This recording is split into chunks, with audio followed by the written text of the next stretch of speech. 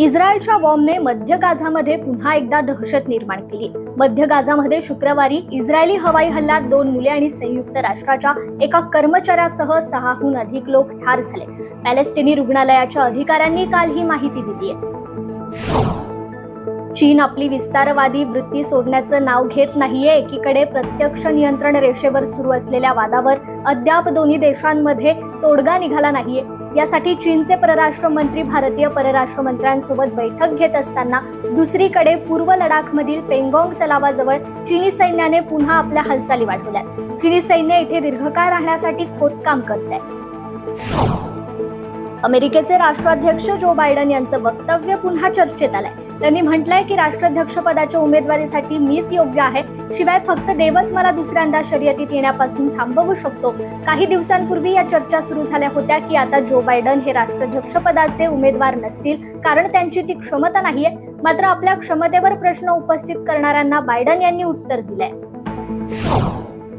काँग्रेस नेते आणि लोकसभेतील विरोधी पक्षनेते राहुल गांधी यांनी काल ब्रिटनचे नवे पंतप्रधान केअर स्टारमर यांना पत्र लिहून त्यांच्या निवडणुकीतील विजयाबद्दल त्यांचं अभिनंदन केलंय। दुसऱ्या एका पत्रात राहुल गांधी यांनी कन्झर्वेटिव्ह पक्षाचे नेते आणि माजी पंतप्रधान ऋषी सुनक यांना भविष्यासाठी शुभेच्छा दिल्यात। सुनक यांना लिहिलेल्या पत्रात त्यांनी म्हटलंय की विजय पराजय हा लोकशाहीचा अटळ भाग आहे, या दोन्ही गोष्टी आनंदाने स्वीकारल्या पाहिजेत।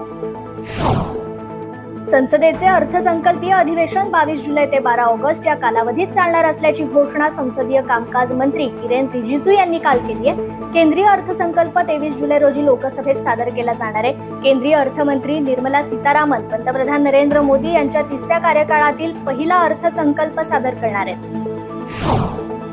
जम्मू काश्मीरात काल सुरक्षा दलांसोबत झालेल्या 2 चकमकीत 4 दहशतवाद्यांचा खात्मा करण्यात आला असून 2 जवानही या चकमकीत शहीद झालेत।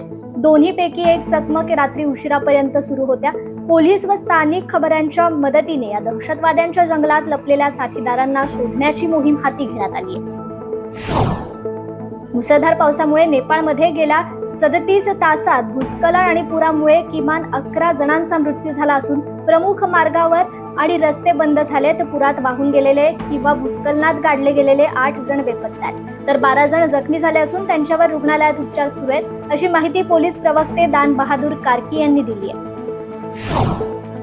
गुजरातच्या सुरतमध्ये इमारत कोसळल्याची घटना ताजी असताना झारखंडमध्ये बहुमजली इमारत कोसळली आहे। झारखंडच्या देवघरमध्ये बहुमजली इमारत कोसळल्याची घटना घडली आहे। या इमारतीच्या ढिगाऱ्याखाली 6 ते 7 जण अडकल्याची शक्यता वर्तवण्यात येते।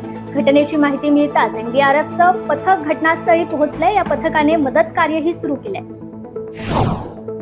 वाहन उद्योगाच्या क्षेत्रात जपानने चांगलीच प्रगती केली आहे। मात्र गेल्या 10 वर्षात भारताने जपानला मागे टाकलं असून भारतातील वाहन उद्योगातील उलाढाल 7 लाख कोटींवरून 20 लाख कोटींवर पोहोचली आहे। येत्या काळात ही उलाढाल 50 लाख कोटींवर पोहोचण्याचा प्रयत्न आहे, असं प्रतिपादन केंद्रीय रस्ते वाहतूक व महामार्ग मंत्री नितीन गडकरी यांनी काल केलंय। मागील आठवड्यात अंतराळात रशियन सॅटेलाइटचा स्फोट झाला, यामुळेच एकच खळबळ उडाली। नासाचे इंटरनॅशनल स्पेस स्टेशन थोडक्यात बचावलंय। रशियन सॅटेलाइटचा स्फोट होताच चीनने खबरदारी घेत आपल्या स्पेस स्टेशनच्या सुरक्षेसाठी तात्काळ उपाययोजना केली आहे। चीनने अवघ्या 6 तासात आपल्या स्पेस स्टेशन भोवती सुरक्षा कवच उभारलंय। यासाठी स्पेस स्टेशनवर कार्यरत असलेल्या चीनच्या अंतराळवीरांनी 6 तासांचा स्पेस वॉक करत नवा विक्रम देखील रचलाय। अमेझॉनचे संस्थापक जेफ बेझोसने अमेझॉनचे $5 बिलियन शेअर विकण्याचा निर्णय घेतलाय। अमेझॉनचे शेअर सध्या $200.43 उंच स्तरावर पोहोचलाय। या शेअर्सच्या विक्रीनंतर जेफ बेझोस यांच्याकडे 912 मिलियन अमेझॉनचे शेअर उरतील, म्हणजे स्टॉकचा 8.8% हिस्सा त्यांच्याकडे असणार आहे।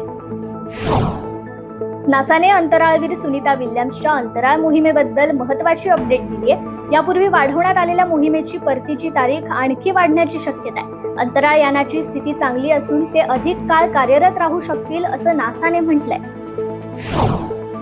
BCCIने महिलांच्या आशिया चषकासाठी भारतीय संघाची घोषणा केली आहे। श्रीलंकेत होणाऱ्या या स्पर्धेत टीम इंडियाचं नेतृत्व पुन्हा एकदा हरमनप्रीत कौरकडे असेल, तर स्मृती मानधनाकडे उपकर्णधार पदाची जबाबदारी कायम आहे। 19 जुलै रोजी भारत विरुद्ध पाकिस्तान अशी लढत होईल, तर भारताचा दुसरा सामना 21 जुलैला अमेरिकेसोबत होणार आहे। साखळी फेरीतील आपल्या अखेरच्या सामन्यात टीम इंडिया 23 जुलै रोजी नेपाळशी भिडेल।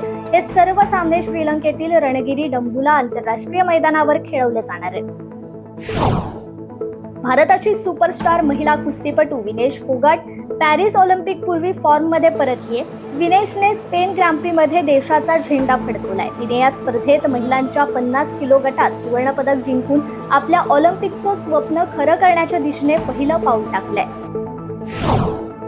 अजय देवगण आणि तब्बू स्टारर बहुप्रतीक्षित चित्रपट औरों में कहा दम था बद्दल चाहत्यांमध्ये खूपच उत्सुकता वाढली आहे. या चित्रपटाच्या ट्रेलर पासूनच या चित्रपटाबाबत जोरदार चर्चा रंगली आहे. हा चित्रपट यापूर्वी 5 जुलै 2024 रोजी रिलीज होणार होता.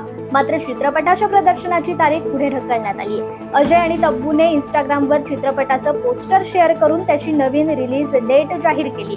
यामध्ये चित्रपट 2 ऑगस्ट 2024 रोजी थिएटरमध्ये दाखल होणार आहे.